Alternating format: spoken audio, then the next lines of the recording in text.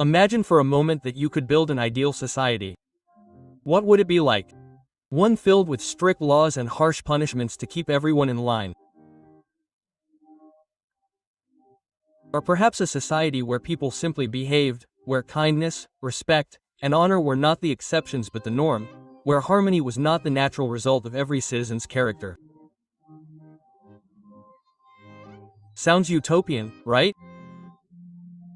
But over 2,500 years ago, in a China engulfed in chaos and war, one man believed that it was not only possible, but the only way to save civilization.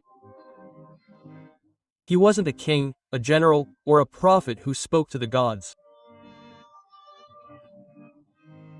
He was a frustrated professor, philosopher, and political advisor who spent his life trying to convince the world that the answer to all its problems lay not in new weapons or harsher laws, but in each other.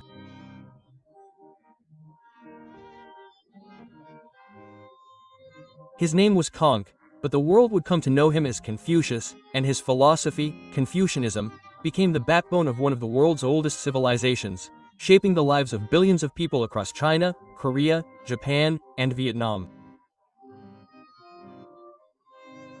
But what exactly is Confucianism? Is it a religion, a code of laws, a political philosophy? Today, we're going to dive deep into this ancient school of thought. We'll meet the man behind the ideas, decipher his fundamental concepts, explore his monumental legacy, and discover why in the 21st century, the world looks to the words of this Chinese sage for answers. This is the story of Confucianism.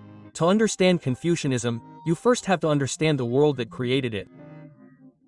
Confucius was born in 551 AD, during a period in Chinese history known as the Spring and Autumn period. The name is poetic, but the reality was brutal. The ancient Xiao dynasty, which had ruled China for centuries, lay in ruins. In practice, the territory was divided into dozens of rival states ruled by ambitious dukes and princes who waged endless wars with each other. It was in this context of moral and political collapse that our protagonist was born in the state of Lu. Although his family was of noble origin, it had fallen into disgrace. Confucius lost his father at an early age and was raised in relative poverty by his mother. But from an early age he displayed an insatiable passion for knowledge. He devoured ancient texts, studying rituals, music, history, and poetry. He did not see study as a way to overcome and, above all, to restore order. Confucius believed that China did not need new inventions, but rather a rediscovery.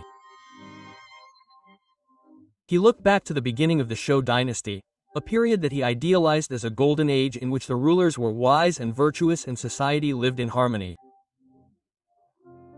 He saw himself as a transmitter. His mission was to rescue and revive ancient wisdom to heal the wounds of his time. He attempted to do so through politics. Thanks to his erudition, he obtained several administrative posts in his home state. He was meticulous, just, and tried to apply his ethical principles to government. But the court was full of intrigue and the rulers were more interested in power and pleasure than virtue. Frustrated at the age of 54, Confucius did something radical. He resigned his posts and embarked on a long journey. For more than a decade, he traveled from state to state accompanied by a growing group of disciples in search of a ruler who would listen, a prince who had the courage to put morality before brute force and implement his reforms. He never met this prince. He was ignored, ridiculed, and even threatened with death. Politically, his pilgrimage was a failure, but as a teacher it was a resounding success. Confucius accepted students from all social classes, from young nobles to commoners. What he taught was not just how to read the classics, he taught them how to think, to reflect on themselves and the world. He tried to teach them how to be better people. Tired of his wandering life, he eventually returned to Lu in his later years, where he devoted himself to teaching and organizing the classical texts that would form the basis of his philosophy. He died in 479 BC, perhaps feeling that his life had been a failure. He could not have been more wrong. The seeds he planted would germinate and grow into a gigantic tree whose branches would cover all of East Asia. But what exactly did these powerful ideas consist of? What was Confucius's vision for the individual and for society? To understand this, we must examine the pillars of his thought. The first and most important concept is Ren. Translating Ren. It is benevolence, humanity, kindness, compassion, altruism, all of these and more. It is the quality that makes us truly human. It is the realization that we are all connected. It is the ability to put oneself in another's shoes, the famous golden rule of many cultures. Do not do to others what you would not have them do to you. For Confucius, cultivating Ren was the supreme goal of life. A person with Ren treats others with respect, empathy, and dignity, not because they are required to do so by law, but because they recognize the shared humanity in each person they meet.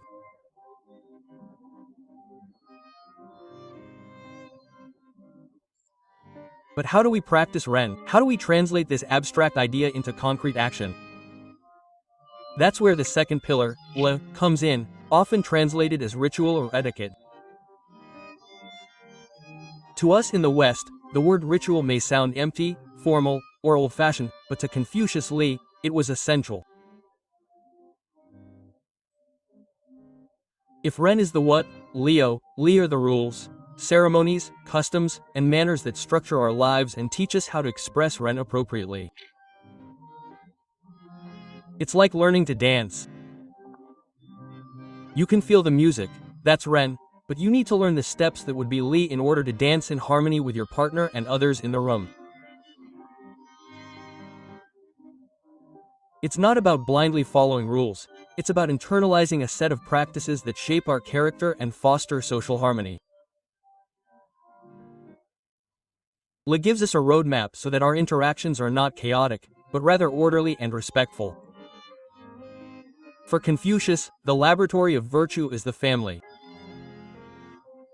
This brings us to the third fundamental concept, Xiao or filial piety.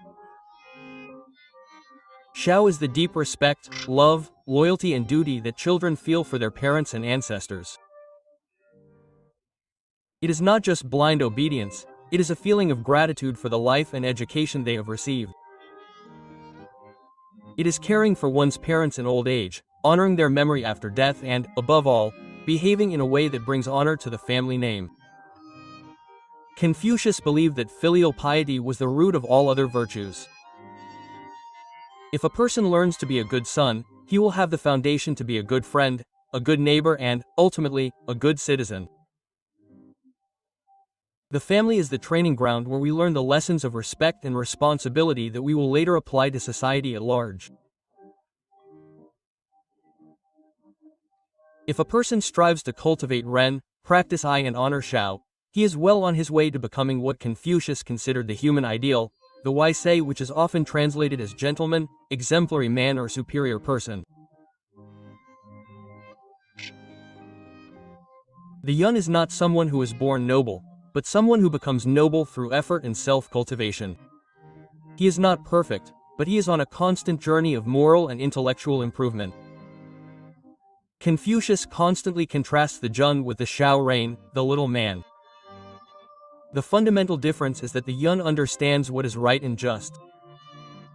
The Xiao rein understands only what is profitable and advantageous for himself. The Jun is calm and collected. The Xiao rein is always anxious and worried. The Yun seeks harmony. The Xiao rein seeks conformity. The Jun is a moral leader who inspires others by his example. Confucius said that the virtue of a YYY is like the wind and the virtue of the common people is like the grass. Where the wind blows, the grass bends. And what is the tool to transform an ordinary person into a Yun? Education and self-cultivation. For Confucius, education was not about accumulating information or passing exams. It was about building character. Studying the classics of poetry, history, and music was not about appearing intelligent but about expanding empathy, understanding human nature, and cultivating virtue. Self-cultivation is a lifelong process. It begins with the sincere intention of becoming a better person, proceeds through diligent learning and the constant practice of rituals, and culminates in a life of benevolent action. These concepts, Ren, Li, Xiao, and Uni, form the heart of Confucianism. It is a plan for building a harmonious society from the bottom up, beginning with the individual, radiating out to the family, and ultimately transforming the state. Confucius' ideas were not written down by him in a single great book. They were preserved and transmitted through a collection of texts that became the canon of a civilization. The most famous and central of these is undoubtedly the Analects, a collection of dialogues, aphorisms, and anecdotes recorded by his disciples. Reading the Analects is like listening to fragments of conversations with the master, little nuggets of wisdom about government, ethics, and everyday life. Later, during the Song dynasty, about 100 years after Confucius, the great philosopher Xu Shi selected 4 texts as the perfect introduction to Confucian thought. They became known as the 4 books: the Analects, the Great Teaching, the Doctrine of the Mean, and Mencius. And these 4 books were just the gateway to an even larger universe, the 5 classics. These are the ancient texts that Confucius himself studied, edited, and venerated: the classic of poetry, the classic of documents, the classic of rites, the famous I Ching, and the Spring and Autumn Annals. Together, these texts form the basis of China's educational curriculum for nearly 2,000 years. Within this vast tradition, fascinating debates arose after Confucius' death. The 2 most important interpreters of his legacy were Mencius and Shun Shi, and they disagreed on one fundamental point: human nature. Mencius, who lived about 100 years after Confucius, was an optimist. He held that human nature is inherently good. All of us, he said, are born with the 4 shoots of virtue: compassion, shame, courtesy, and good and evil. He used a famous parable: if any of us saw a child about to fall into a well, we would immediately be alarmed and compassionate. We would not think of reward or reputation, we would simply act on an innate impulse of goodness. For Mencius, education does not create virtue, it nurtures it, much as a good gardener tends those precious shoots so that they may flourish. Shuni, on the other hand, was more pessimistic or perhaps more realistic, observing the chaos of the world and concluding, human nature is evil, or, more accurately, it tends towards selfishness and disorder. Naivete and jealousy, which, if left unchecked, lead to conflict. For Shuni, goodness is not innate, but acquired. Morality is an artificial product created by the sages of the past to save us from ourselves. He used the metaphor of crooked wood by itself. It will never straighten itself. It needs to be pressed, steamed, and forced into a mold to straighten itself. For Shun Shi, education and rituals are the mold that correct our crooked nature and turn us into moral beings. This tension between the views of Mencius and Shun Shi, good nature versus bad nature, shaped Confucianism for centuries. But notice what they had in common. Both believed passionately in human perfectibility through effort and education. For both, salvation did not come from a god, but from diligent work on one's character. Confucianism did not arise in a vacuum. It had to compete and dialogue with other great schools of thought in China. To fully understand it, we must know its philosophical neighbors. Its main poetic counterpoint was Taoism. If Confucianism is about social order, duties, and structure, Taoism is about harmony with nature, spontaneity, and individual freedom. The Confucian is the careful architect who designs the perfect city. The Taoist is the gardener who lets plants grow according to their own nature, intervening as little as possible. Confucianism seeks the Tao, the way, through ethics and rituals. Taoism seeks the Tao as the mysterious and fluid force of the universe itself. And the best way to follow it is through the way, non-action or effortless action like water that bypasses obstacles without struggle. They represent two faces of the Chinese soul, the social and the natural, the classical and the romantic. Its most bitter rival was legalism. The legalists scorned the Confucian idea of governing through virtue. For them, who shared Shun's view of man's selfish nature, the only way to govern was through clear, impersonal laws, and above all with extremely severe punishments for the slightest infraction. For the legalists, relying on the morality of a ruler was a foolish risk. The strength of the state lay in its power to punish, not in its character. This clash was not merely theoretical. When the brutal Qin dynasty unified China in 221, it adopted legalism as its official philosophy, burned Confucian texts, and persecuted its scholars. It was a clash of worldviews, order through virtue versus order through fear. And finally, there was Buddhism, which arrived from India centuries later. Buddhism brought an entirely new set of ideas to China, while Confucianism was profoundly this worldly, centered on family, society, and government. Buddhism spoke of suffering, karma, reincarnation, and the quest for enlightenment to escape the cycle of life and death. The Confucian ideal was the committed citizen. The Buddhist ideal was often the monk who renounced the world. This new philosophy posed a major metaphysical challenge to Confucianism that centuries later gave rise to Neo-Confucianism, a movement that attempted to integrate Confucian social ethics with a more sophisticated cosmology and psychology. In part to respond to the profound questions raised by Buddhists. Confucius' ideas, tempered by these debates and interactions, were not limited to China. They embarked on a journey throughout East Asia, transforming every culture they touched.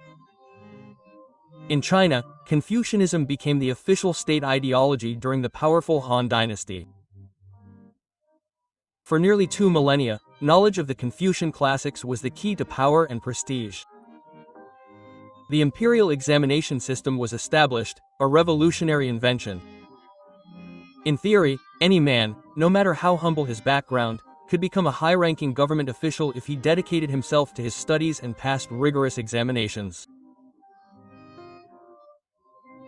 Thus was created a class of scholarly officials who ruled the vast Chinese empire, uniting it not only by military force but by a shared spirit and culture.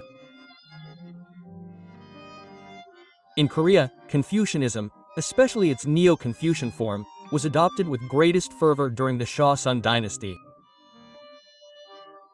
Confucian values of hierarchy, loyalty, and, above all, filial piety took roots so deeply that some say Korea became more Confucian than China itself.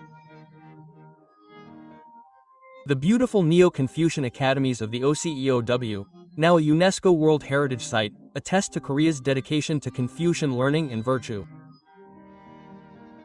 In Japan, Confucianism was adapted to a society ruled by a warrior class. During the Tokuga period, the shogunate used Confucian ethics to create a stable, hierarchical society. The concepts of loyalty, duty and self-discipline merged with martial tradition to form the famous samurai code, Bushido. An emphasis on education also flourished, resulting in one of the highest literacy rates in the pre-modern world. But the history of Confucianism is not just one of triumph. In the 20th century, it faced its greatest crises. With the arrival of Western powers, China and its neighbors entered a period of humiliation and identity crisis. Many modern intellectuals during the May 4th movement in China blamed Confucianism for everything that was wrong. They saw it as a feudal philosophy that promoted blind obedience, rigid hierarchy, the suppression of the individual, and the subjugation of women. To them, Confucianism was an obstacle that had to be destroyed if China were to embrace Western science and democracy. This criticism reached its peak during Mao Zedong's Cultural Revolution, when Confucius was denounced as the people's enemy number one and temples and texts were destroyed in an attempt to overturn the past. It seemed like the end, but ideas are more resilient than statues. In recent decades, we have witnessed a spectacular revival of Confucianism. And why is this happening? Because amid rapid modernization and globalization, many in East Asia are looking to their own traditions for a sense of identity and a moral compass. The Chinese government, for example, has begun to actively promote Confucianism. Official rhetoric speaks of building a harmonious society, a concept borrowed directly from Confucian thought. Confucius Institutes have been established around the world to promote Chinese language and culture. Today, Confucianism is not a monolithic doctrine, but a global conversation rife with debate and tension. It is criticized for its potential for authoritarianism and conformism, but praised for its emphasis on ethics, education, and social responsibility. It is considered the source of the East Asian economic miracle for instilling a strong work ethic and respect for education, but also a potential obstacle to innovation and individual creativity if interpreted incorrectly. Rigid. So trying to answer the title of this video, what is Confucianism? Perhaps one possible answer is that it is a 2,500-year-old engineering project of the human soul. It is a radical commitment to the idea that lasting social order comes not from above, imposed by laws, but from within, cultivated by character. It is a guide for navigating complex human relationships, starting with a simple principle: a good person. Take care of your family, do your duty, study diligently, seek harmony, and through your own example you can quietly change the world.